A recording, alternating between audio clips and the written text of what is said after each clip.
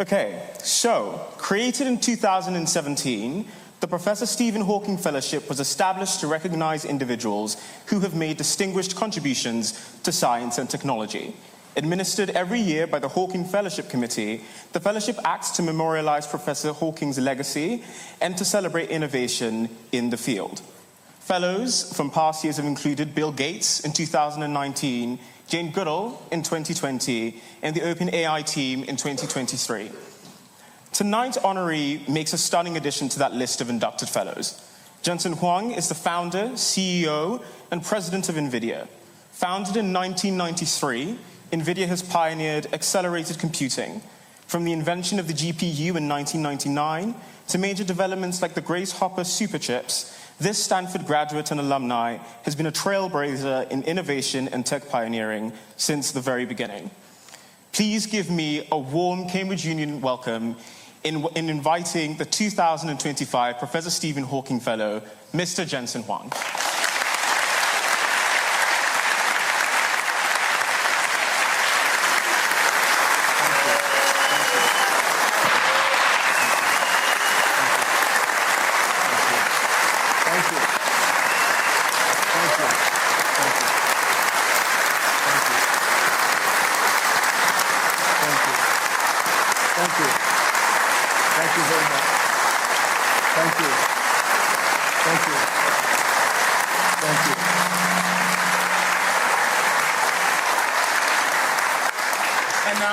Take the opportunity to invite Lucy Hawking, Professor Hawking's daughter, to present this year's fellowship.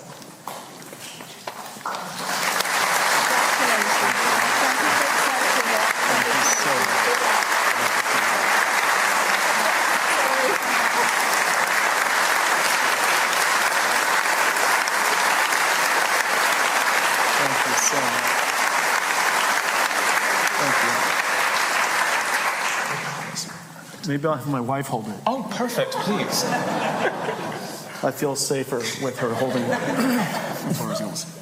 Thank you. Wow. This is quite a moment.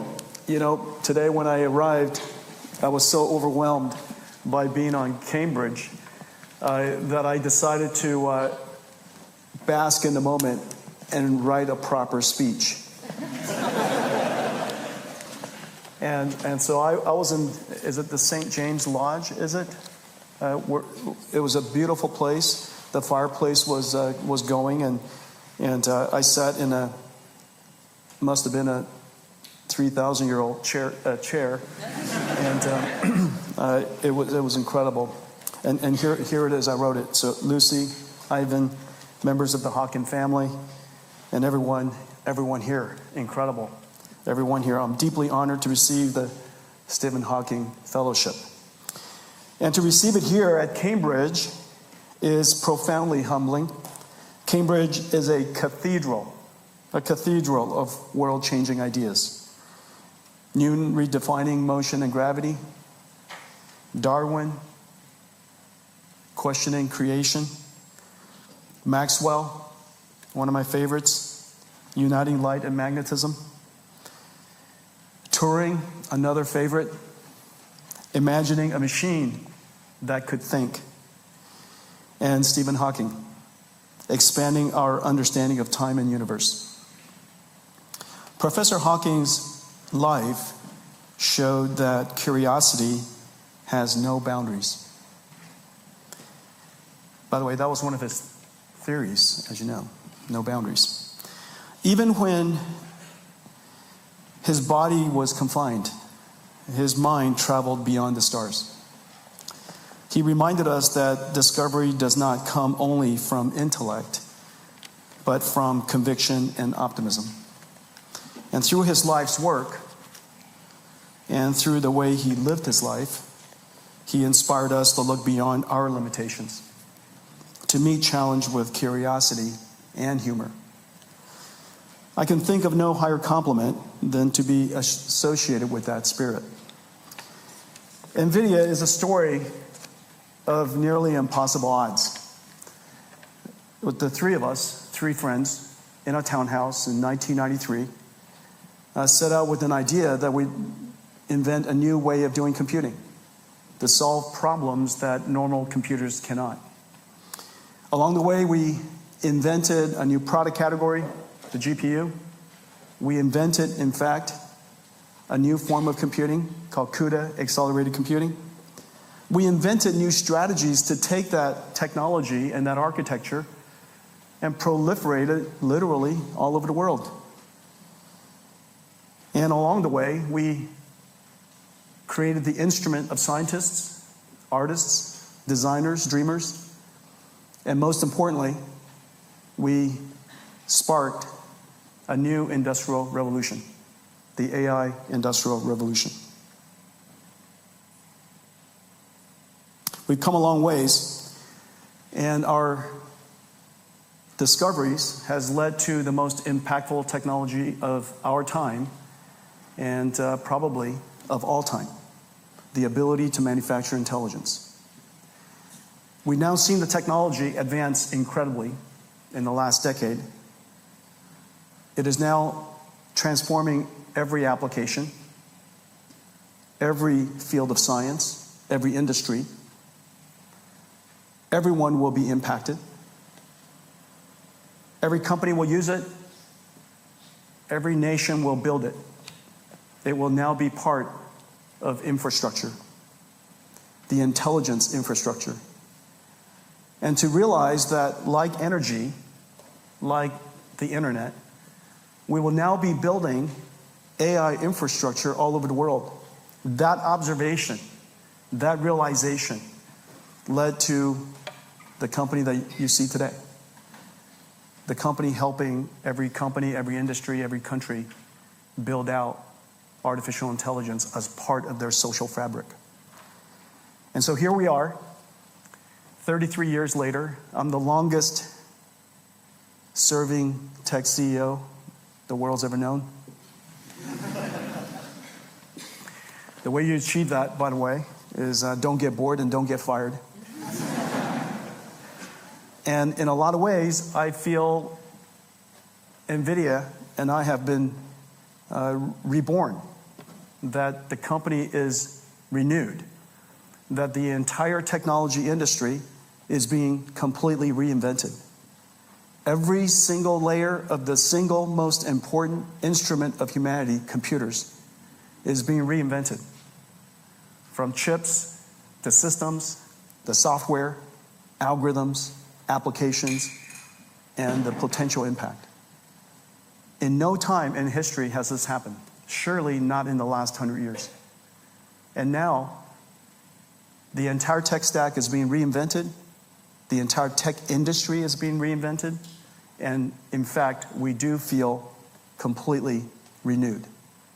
And so in a lot of ways, I'm starting where you're starting. We're all newbies now. We're all looking at a future beaming with opportunity and equal amounts of concern. No technology of this capability can be advanced without thoughtfulness, without care, without scrutiny. And yet, the opportunities ahead is incredible. And so I feel like a startup again. 33 years later, NVIDIA is now the world's largest startup. And so I'm incredibly proud to receive this. It's a great honor, and I'm looking forward to spending time with all of you. Thank you.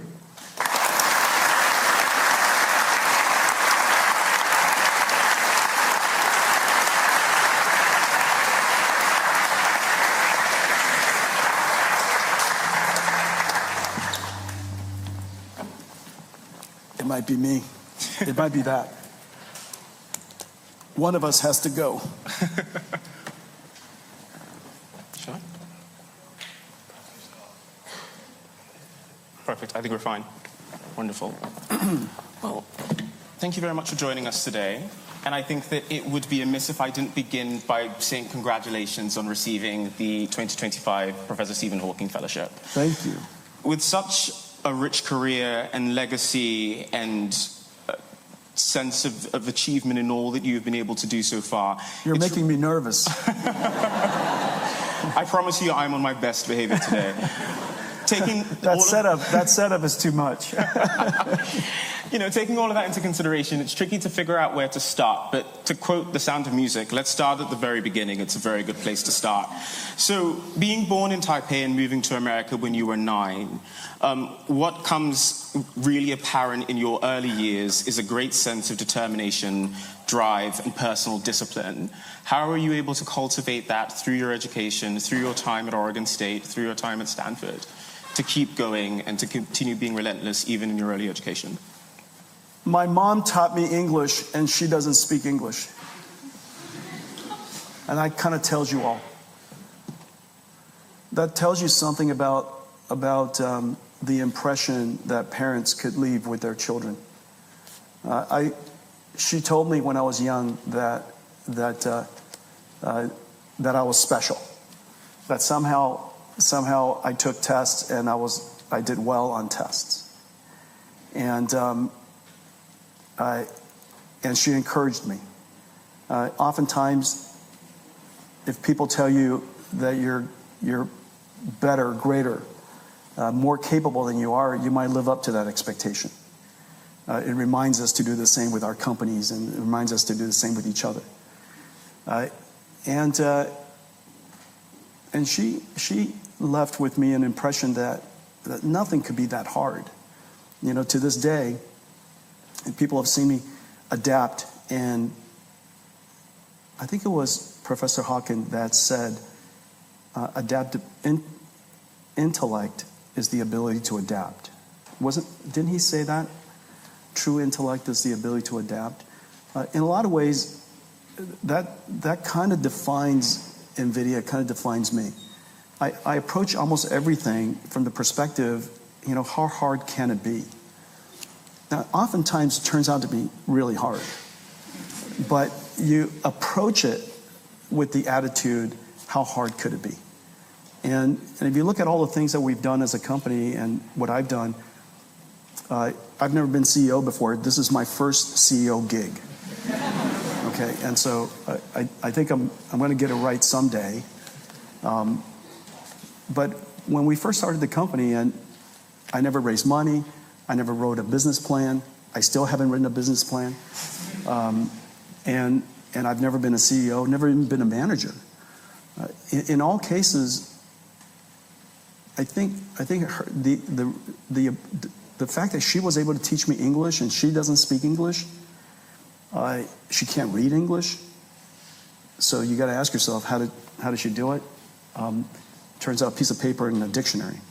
And I approached almost everything like that. How hard could it be? And break it down to first principles, and you learn along the way. And I meant it earlier. So long as you could stay in the game long enough to learn the sport. And staying in the game is, in fact, most of it. I was able to do what I'm doing today because I didn't get bored and I didn't get fired. That, I think, was the magic, all of it. It's 100% of it. And I think staying on that topic of NVIDIA being the beginning of a lot of firsts for you, it's as if you've read my mind. This is flowing so beautifully. Let's talk about the decision that led to you becoming CEO of the company. So the dream and plan for NVIDIA came together over many coffee meetings at the chain restaurant Denny's. Those meetings revealed to your co-business partners, Priyam and Malachowski, that you were to be the CEO of NVIDIA. What do you think made them unanimously decide that you were the best fit amongst the group to lead NVIDIA as its CEO? I think because they didn't want the job, and they were right. They didn't want the job, and all three of us were engineers, and I think that's the answer. They didn't want the job. In retrospect, I could have been smarter myself, and to be CEO is a lifetime of sacrifice, and most people think that it's about leading and being in command and being on top, and none of that is true. You're in service of the company. You're creating conditions for other people to do their life's work. You're inspiring through example. Most of the examples are making difficult decisions during very difficult times. It's mostly about sacrifice. It's about strategy. And strategy, as you know, is not not just about choosing what to do, it's about choosing what not to do, which is sacrifice. And the determination, the conviction, the pain and suffering that goes along with overcoming obstacles, that's all sacrifice. It's being the CEO, I'm not trying to talk anybody out of the profession. If you were to do it, it is the greatest honor, but you have to realize that it's not about fame and glory. It's mostly about pain and suffering, and a lot of that, I attribute to me growing up. It wasn't an easy journey. We came to America. My parents wanted us to pursue the American dream. They didn't have very much. They were quite modest, and moving to the United States, was quite difficult for us in 1973. But somehow we made our way through it, and I think the life of struggle, endeavor, nothing for granted, having to earn everything, that I think was good CEO training. And so I think the answer is that they were smart. They didn't want the job. And they live very high-quality lives now. And building upon what you said about struggle and strategy and personal development, at a recent visit to Stanford, you told an audience of students, greatness comes from character. Character comes from people who have suffered. In the beginning years of building NVIDIA, amongst many setbacks, how did you keep going on? Because you've said that you had never fundraised before at such a high level, you'd never pitched such a brilliant idea, you had never had a business plan, but there was still this idea of strategy and duty and personal sacrifice. I mean, it's one of those, it's one thing to say it, but to live it is often really difficult. Yeah. How did you continue to keep the faith in those really beginning stages? I say it to this day, we believe what we believe. And so we reason about our perspective of the future. And you reason about from first principles that you learn through education and fundamental first principles, and you have to reason all the way back to either the first principles of computer science or the first principles of physics, or whatever first principles you could hang on to, and you try to reason as far back as you can. Now, once you do that, and you come to the conclusion that all of the environmental conditions and all the information that you have causes you to believe in what you believe, then at that point you believe what you believe, and you got to decide: am I going to be somebody who does something with it, do something about it, or do I just become one of those people that that say something like, "Oh yeah, I knew that," or "I also knew that," or "I've said that before, but you did nothing about it." And so I tend to be somebody that would reason about these things and believe it so deeply that, frankly, I could see it in my head. And once I could see it in my head, as far as I'm concerned, it might as well be real. Everything else is just details. And so you manifest your belief as deeply as you can. And after that, you're kind of hard to dissuade. Now, of course, every single day, I gut check all of the assumptions that I made. All the assumptions that I used to reason about the strategy, I'm constantly reevaluating. If any of that changes, if any of the assumptions or any of the principles that I used were flawed, I'm quick to adapt. So I'm constantly learning through failure, and I'm quick to adapt. And by adapting, you get to stay in the game. And so I think it's not a complicated equation. Oftentimes, I think people have a hard time pivoting because they feel that their ego is somehow tied to some decision they had made or something that they said. And that's really hard for CEOs. For CEOs, I stand up and, at NVIDIA today, we have 50,000 people, and I declare something about the future, or, I describe what I think is a direction the company ought to go, and you reason about why you do so, and I do that in front of 50,000 people. And I'm doing it constantly. I'm saying it constantly, because you can't just say something once, you got to say 1,000 times. After you say something 1,000 times, when you discover that, in fact, you were wrong, it's fairly difficult to pivot. But over time, I've earned the right to change my mind. And as soon as something is wrong, and I feel that and the way we describe it is we have a phrase in the company, and I remind ourselves of that all the time. We have to be intellectually honest. If I know that we ought to change our mind, and I don't, that's a character question. It's an ego question. Somehow I'm preventing myself from allowing everybody else to do the right things. And so I'm quick to get out of that. And over time I discovered that leaders are not meant to be right. That's not our job. We're not. Our job isn't to be right. Our job is to help other people succeed. It's related, not the same. And so to the extent that they always believe that I want to help people succeed, then they want to help me succeed. When I change my mind, nobody thinks about it twice. It's almost like they never forgot what I said before. This new thing that I say is, yeah, he's right. And I change it a little bit, yeah, he's still right. And so, people just want you to succeed. And you want to create the conditions where you allow yourself to be vulnerable, to change your mind, to be wrong. But because people know that I always have their best interest and I want the company to succeed and I want us to realize the future, they'll go along with it. Wonderful. Let's talk about the GPU. So in 1999, NVIDIA creates the light bulb moment in the tech industry when the company manages to offload graphic rendering from the CPU to the GPU. In 2006, you followed up with the CUDA microservices with over 400 libraries. When you're creating and innovating at NVIDIA, how do you strike the balance between building and developing on pre-existing technologies and deciding, like you said, when to pivot into a new lane? How do you keep that balance? It's really hard, and the reason for that is this: when you reinvent for example, let's use a phone for example. When the iPhone came along, it's still a phone, and initially it didn't do much more than a phone. It had a browser, and most people didn't need a browser all the time.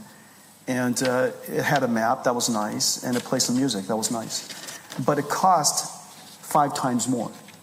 And so the challenge is, at the time of a new product category, the cost of the technology is much higher than the value that it provides. And the same thing with the GPU.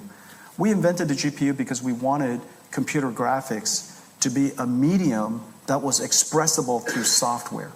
Prior to the GPU, graphics accelerators were fixed function. Garrow shading with garrow shading, Phong shading was Phong shading. The way whatever specular highlight you decide, that's exactly the way it would render it.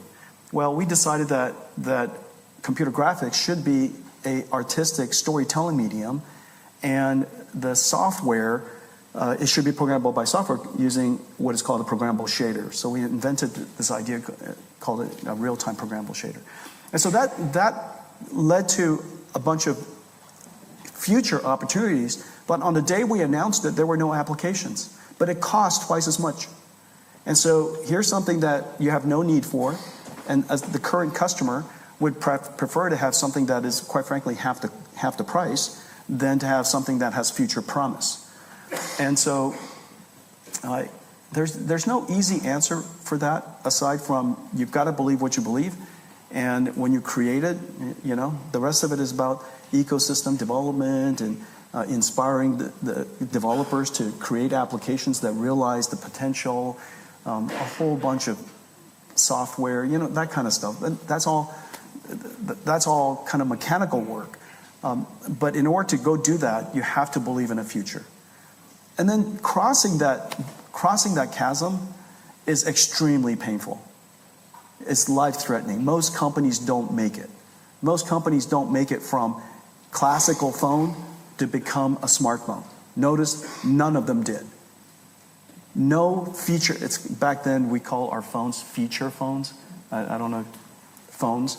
And so they were called phones, and then now they're called smartphones.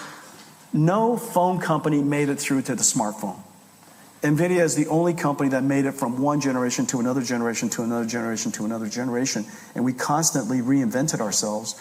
We've now reinvented ourselves through 6 computing eras. And the mechanics of it is fairly mundane. It's easy to explain. I'll teach a course here one of these days. It's a 5-step program, and it's not hard. But the part that is hard, it's the courage to do it, because when you leap across to that next thing, at the moment when you're in the middle of that canyon, your cost is incredibly high, your value is incredibly non-existent. And very, very rarely do people cross to the other side. And that's 100% courage, the ability to endure pain and suffering. The rest of it is, skills. One of the beautiful things about NVIDIA's work is the way in which its discoveries have reverberated across the world and have spurred on lots of different technologies. This year, Bristol University unveiled the Isambard AI, the 11th fastest supercomputer in the world, powered by 5,448 GH200 Grace Hopper superchips. Isambard AI is being lauded for being able to power cutting-edge medical and sustainable research. How does it feel to see the work of the Grace Hopper superchips be extrapolated upon to build what is essentially really crucial technology that is shifting medical research at the highest levels? Yeah. Before Isambard, so that we get the record straight, the fastest supercomputer in the UK built, I built, and it was called Cambridge 1. Did you guys know that? Okay. I never got, I did it because I thought NVIDIA was going to have a headquarters here in the UK. Did you guys ever hear about the story? I almost bought a UK company. It was blocked by the UK I know, breaks my heart to this day. So anyways, we almost bought ARM. You guys know that, right? We almost bought ARM. And I worked on it for a long time. I thought it would have been a great idea. I still think it would have been a great idea. I don't think it's too late. No, I'm just kidding. Anyways, ARM's a great company. Turned out. So anyhow, what we build is the most crucial instrument of knowledge discovery. And for the very first time, we've built a computer that can understand the meaning of the information that it is processing. It's not just processing data, it understands the meaning of the data it's processing. So for example, it's not processing letters, it's processing words and understands the words. It's not just processing a whole bunch of numbers, it understands that these numbers represent fluid flow. Or that it understands that this sequence of numbers actually represents a protein or a small molecule chemical. And it understands the meaning of it, its vocabulary, its meaning. It understands its functionality. For example, understand the semantics. It understands the context that it's in. And therefore, it understands how it would react in that context. I've just used a bunch of words that, when you apply to ChatGPT, is very, very obvious. But remember, the protein and those English words to the computer is the same. To the extent that we can help the computer understand the nature of proteins, the meaning of proteins, the structure of it, its dynamics, it should be able to understand how it interacts with other chemicals and other proteins in various contexts. We should be able to talk to our protein in the future. What are you? How would you behave? Are you soluble? How do you behave in temperature, high temperature? How do you behave in different types of liquids in different contexts? How would you react to this particular chemical? How would you bind to it? You could just literally talk to a protein in the future. Now, what I just described sounds a little ridiculous right now, but as you know, you could talk to an image today. You just go up to an image and, what are you? I'm a picture of a cat. What kind of cat are you? Can you move? And all of a sudden the image turns into a video. And so notice this is the world that we're in now. Not only are we processing data, we understand the data that we're processing. And the implications of that in the field of course, drug discovery or material sciences or any form of science is really quite profound. And so, we've created what Turing, imagined, right? Artificial intelligence. One of the key visions at NVIDIA is about being able to turn biology into engineering. Mm-hmm. And NVIDIA is, alongside other AI companies, doing How hard could it be? Turns out super hard. We've been at it for 10 years. I'm still working on it.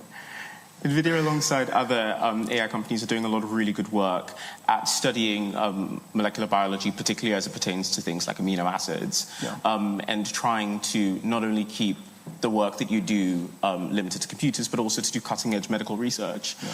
At what point did you realize that NVIDIA possessed the capability to switch into helping with the healthcare industry, and what are your views on the progress that's being made in molecular biology research using AI? 40 years ago, something really amazing happened. 43 years ago. I was the first generation of engineers that designed a computer inside a computer. Before then, all of the engineers did it practically by hand, prototyped our systems into existence. My generation was the generation of what is called computer-aided design. Well, 40 years later, 100% of what we build exists completely as a digital twin inside a computer before we make it. To the point where in the old days, we would tape out a chip, we go fab a chip, and we hope it works. Today, these chips are 1 billion times more complicated.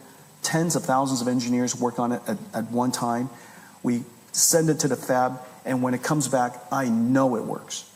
And the reason why I know it works, because it's been living inside another computer for a long time. Well, that's 40 years later. I believe the time is about now where we have the ability to represent the various hierarchies of biology so that we can have computer-aided drug design. The idea of drug discovery, even the word is wrong. Drug discovery. It's like, hey, honey, I'm going to go look for mushrooms now. And some days you come back empty-handed most of the time. Some days you come back with some amazing truffles. Look what I discovered today. I found it today. Now, of course, drug discovery is a little bit like that. It's much more science and less engineering. If you look at the way we do computers design today, it's 100% engineering. And so we have, every single year, we get better and better and better at it.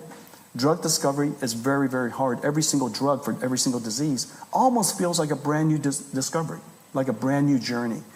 We have to create the computer tools and the information representation, transistors and logical gates and large functions and large chips. We have different languages and different tools to represent the different hierarchies of electronic design. We need to discover the hierarchy of information representation for biological design. Does that make sense? And so once we have that, once we have tools that understand that representation and we can manipulate it, then the world becomes drug design. And every single year that goes by, we become better and better and better at it. We stand on the top, on the shoulders of giants. And one of these days, who knows? And so I literally just did just now what I did 10 years ago at NVIDIA. And I explained this to a bunch of computer scientists, and then everybody goes, okay, well, let's go give it a try. How hard can it be? And so it's been 10 years, and I got to tell you, it's super hard. But it's okay. But I still believe it. I have 100% certainty that we will discover the representation of biology and the tools necessary to go design it. And the reason for that is this. Although we're all a little different, we're largely the same. So there's obviously structure in biology, and obviously it's a repeatable thing.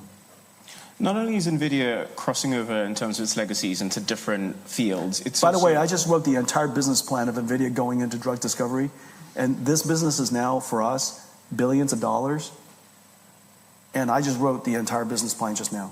No spreadsheets were used. No numbers were applied. No calculus was necessary. Just like that. All simple reasoning. I did the same with autonomous vehicles. I did the same with robotics. I did exactly the same for artificial intelligence. Just like that. We sat there and reasoned about it step by step by step. Usually we have the benefit of a whiteboard. It makes it easier to communicate. After that, somebody takes a picture of it. The company goes off.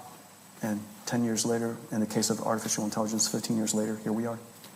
Well, I mean, let's talk a little bit more about artificial intelligence. So not only is the work that NVIDIA is doing crossing over different fields of science, but it's crossing across borders.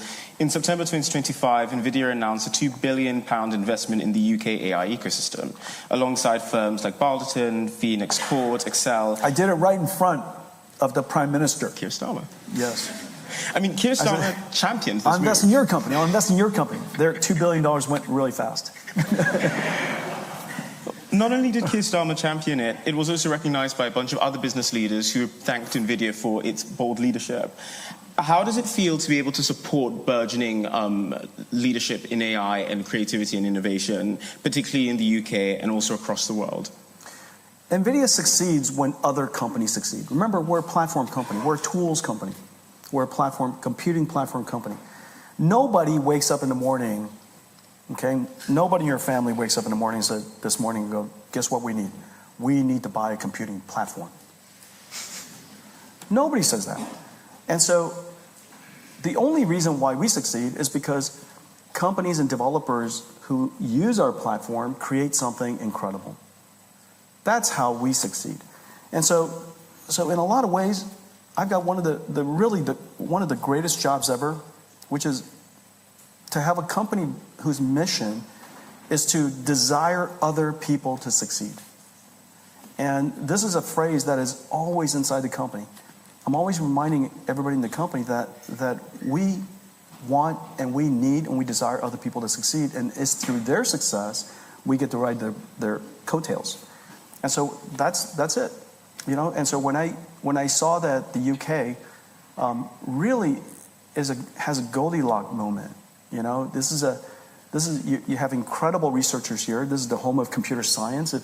If there's a country that represents computer science, that's got to be UK. You've got a rich ecosystem of entrepreneurs, and the only thing that you don't have, as it turns out, is the instrument of knowledge, the instrument of science, the instrument necessary to do that, and I know how to do that. And so I felt that with our involvement, we might be able to create that spark, and then maybe UK becomes, you know, one of NVIDIA's headquarters after all, you know. So, but you really have an extraordinary moment. But for some reason, I do feel that the culture of the UK, you're so modest, you know. In Silicon Valley, however great we are, we describe it as 100 times more than that. But here in the UK, however great you are, you're 1/10 that. And so I'm here to tell you, you're pretty extraordinary. And look at the list of the inventors and the scientists and discoverers that have come before you and that have inspired us and has made it possible for us to do what we do. And then just remember, the Industrial Revolution was invented here, it was created here.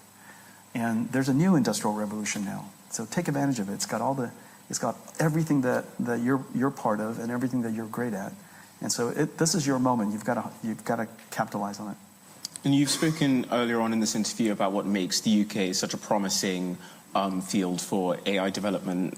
Let's talk a little bit about South Korea. So NVIDIA has just committed over 260,000 of its most advanced chips to South Korea in what is being called a $10 billion mega deal in AI.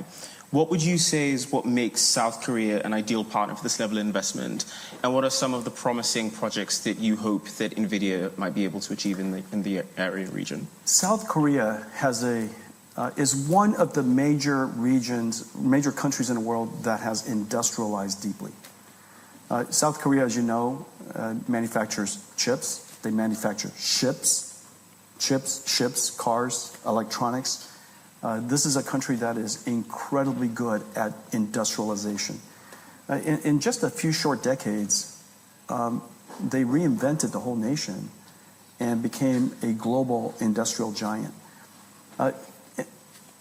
South Korea also has a unique capability of doing software. And so the technology ecosystem is able to deal with hardware and manufacturing on the one hand, but software and the artistry of developing software on the other hand.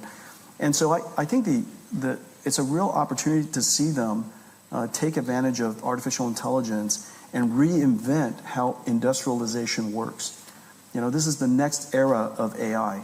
Currently, AI understands language and numbers and images and videos. But in the near future, we need AI to understand the laws of physics, understand causality and object permanence and, inertia and that needs to understand gravity and things like that, friction and things like that. And so I think when that happens and when we create embodied AI that could operate, manipulate, and operate in the world, then we're going to reinvent how industry works. And as you know, the world has quite a severe shortage of labor. The world's GDP would be much higher today if not for the fact that we had a shortage of labor. We have shortage of labor in just about every single company, every single field. And so although we talk about jobs being lost, it is very likely that all jobs will be transformed, and it's very likely that AI is going to drive productivity gains and GDP growth like we've never seen before. And that's certainly the hope, and I believe in it. Just the last question from me before we hand over to the floor in the live audience Q&A. Many of the young people sat here today, like you, have a passion for science. Cambridge is a university, much like your alma mater, Stanford, that has produced 126 Nobel Prize laureates with an exciting AI development scheme. The city has produced a culture of many eager to turn their ideas into businesses and to top firms, as you have successfully done. What is one piece of advice you would share to many of the young people who've got an idea, who've got a bullet point, who've got a bit of code that they're excited about? How would you encourage them today? There are some skills in determining whether an idea is a good one or if you want to do something, just go do it. And so long as you're intellectually honest, you're contextually alert, you're environmentally alert, understanding what's going on around the world and your industry, and you're willing to pivot, then that's all fine. Okay, but nonetheless, there are skills in determining upfront whether an idea is worth pursuing or not. But I would say that the singular best piece of advice for entrepreneurs, and it served me incredibly, is to have this childlike view of the future, which is optimistic, you're curious, and you ask yourself, how hard could it be? And don't let anybody tell you that, in fact, it's really hard. You're going to find out for yourself that, in fact, it's really hard. But you have plenty of time to do that. You have plenty of time to do that. And so people have asked me, would I start the company again if I knew everything today back then? The answer, of course not. It's too scary, it's too painful, too much sacrifice. How could you take all of the feelings and everything that I've learned, all bottled up at this moment, transport it back into a 29-year-old body and go, hey, with that, get at it? You're never going to do it. You're never going to do it. And so don't be afraid of ignorance, and don't be afraid of being naive, and don't be afraid of, all of those things. You're going to learn everything you need to learn along the way, and just, if you're really passionate about something, go do it. Just tell yourself, how hard can it be? Thank you so much, Jensen. And on that note, we are going to open the questions up to the floor. So if you do have a question, please stick your hand up nice and high. And then when called upon to, my word, and then when called upon to do that, we will get an EM to bring you a microphone. Let's start right here at the front with the gentleman who's got his hand up. And then afterwards, we will go upstairs to the man in the dark blue jumper. So we'll start here and then go upstairs. Jensen, your point about cooperating with each other and not competing really resonated. But here at the university, we spend a lot of our time training students for exams, marking them, ranking them, and so on. What would your advice be to Cambridge University? Should this 800-and-something-year-old institution abolish exams and have a more cooperative way of building up our student base so that we can adapt to the future which is coming with AI? I guess if there's no ranking and rating, it would be hard for you to know whether the problems and the curriculum is even hard enough that is sufficiently challenging to push the students. I get that. A long time ago, when I first started the company, there was a concept in management called ranking and rating. It was created by another Silicon Valley company. And because that company was famed for being incredibly good at management, I took a lot of the learnings that were being talked about, and I applied it at NVIDIA. I can tell you today, I've dropped 100% of them. There's no benefit in ranking people. There are ideas called, even back then, 360 peer review. There's no benefit in that. There's no benefit in asking people to rate and review you. I found that most of those techniques don't really work. But in the context of academia, frankly, with AI, I think the idea of information being somehow inaccessible so that it's even worthwhile to compete anymore to get the right answer, I think those days are kind of gone.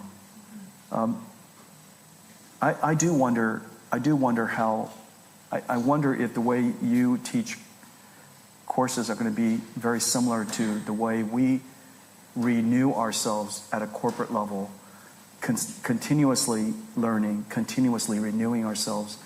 I'm quite famed for saying I don't fire anybody, and the reason for that is is grounded in wisdom. We want to encourage our employees to innovate, which requires them to take risk, which requires them to be vulnerable. They're going to do something that puts themselves out, and they'll likely fail. And if they're taking sufficient risk that is proportional to the type of company that we want to be, then they should fail often. But if we let go of people that we rank to the bottom 5% rule, you might have heard of that management technique as well. Every single year, remove the bottom 5%, because if you do that, then what's left in the soup, is consommé. Okay? But that's complete nonsense, because we love stew. We want the mess of a stew, not the purity of a consommé. And so, in fact, we don't want that 5% to be lost, because they happen to be precisely the people who had just taken a risk, failed, and they learned something from it, and they might tomorrow be the outlier that reinvented something to save your company. And so I think the old cultures, the old systems deserve some reevaluation, and certainly because intelligence is now a commodity, we got to say that kind of out loud. Intelligence is about to be a commodity, then what's left? And what's left is a lot of the things that we were just talking about. It's courage, it's intellectual honesty, it's the absence of ego, the ability to be vulnerable in public so that you can create. As you know, artists and inventors and creators, they're humiliated, laughed at often, because what they do isn't always perfect. And so you need to have that humility, the vulnerability, and yet the courage to put yourself out there and be laughed at. And so some of those things I think are going to become more important. Can we take a question in the greenish jumper right there? Yeah, indeed. Hi, Jensen. Hi.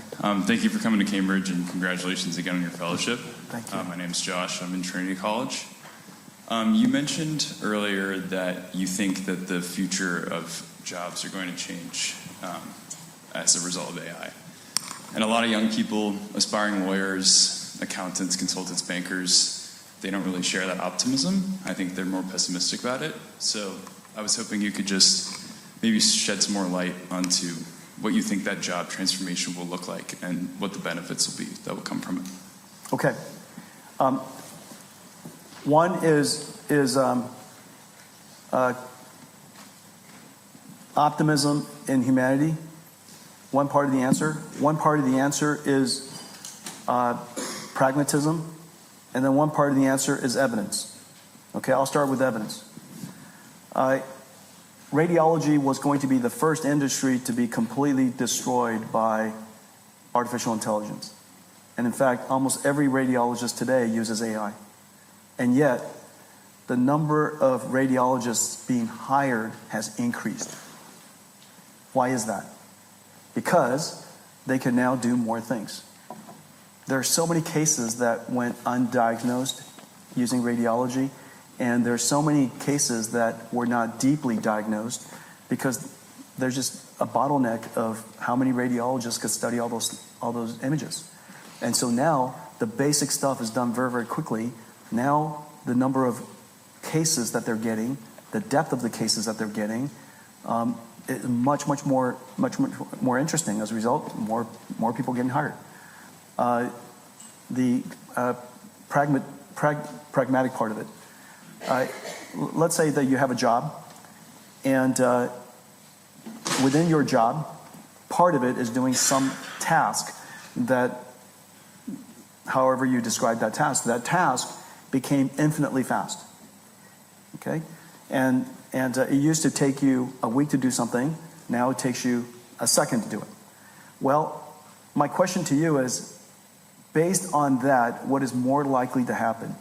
That you now have more time to enjoy coffee, or you just became busier? It is likely you just became busier.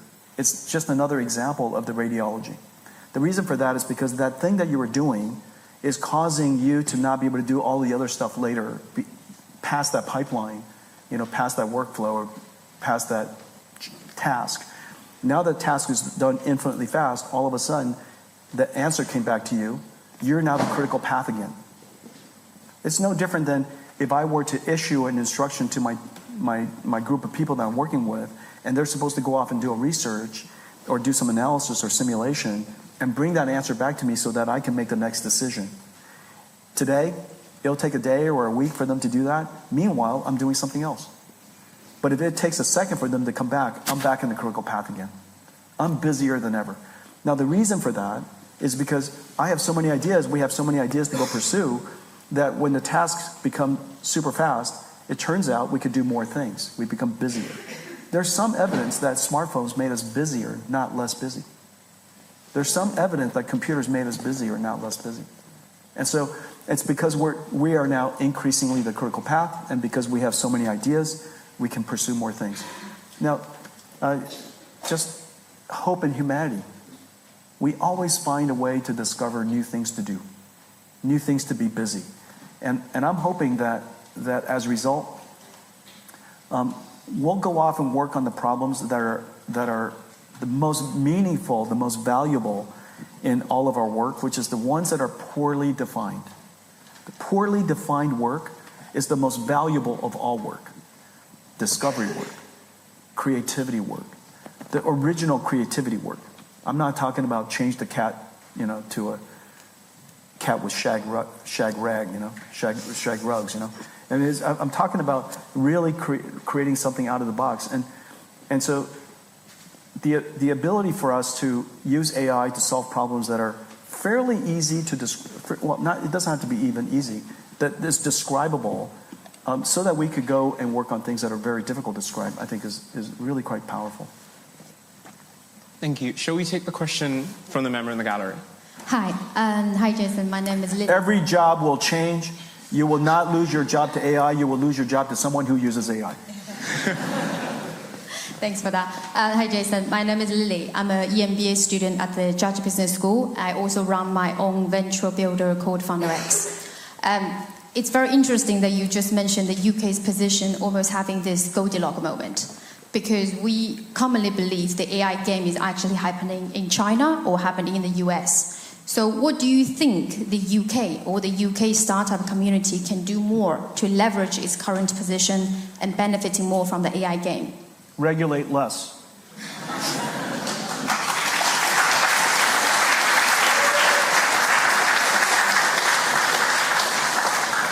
And I mean that deeply and genuinely for the best interest of the UK. I know that regulators, and because so much of regulators are lawyers, which is good, but because they want to protect us, they want to protect society, they could regulate too early. Especially on technology like this, where it's hard to predict the future. You could watch sci-fi movies, but that's not the future. That's called the sci-fi movie. And to use the science fiction movies projected into reality, and through some words of some people, cause social panic to the point that you over-regulate. You're stifling the UK's ability to innovate. The fact of the matter is, China, as you know, technology is under-regulated. And the reason for that is because the leaders in China mostly are engineers. The leaders in the United States are mostly lawyers. And so you can kind of tell what's going on, and the rate of technology evolution and industry evolution in China is just running incredibly fast because they regulate late. They wait until the problems show up and they regulate the problems. They create regulations the way engineers solve problems. Let's not dream it up. Let's observe the problem. Let's understand the root cause of the problem and then solve the problem. And so anyhow, I would say regulate less. Jensen, thank you very much for this evening. I know that we have so many questions, but in the interest of time, I think it's fitting for us to conclude there. But I want to say a huge thank you from us, from all of the members gathered here today, and on behalf of the selection committee. Congratulations again on being the 2025 Thank you very, very much. Thank you.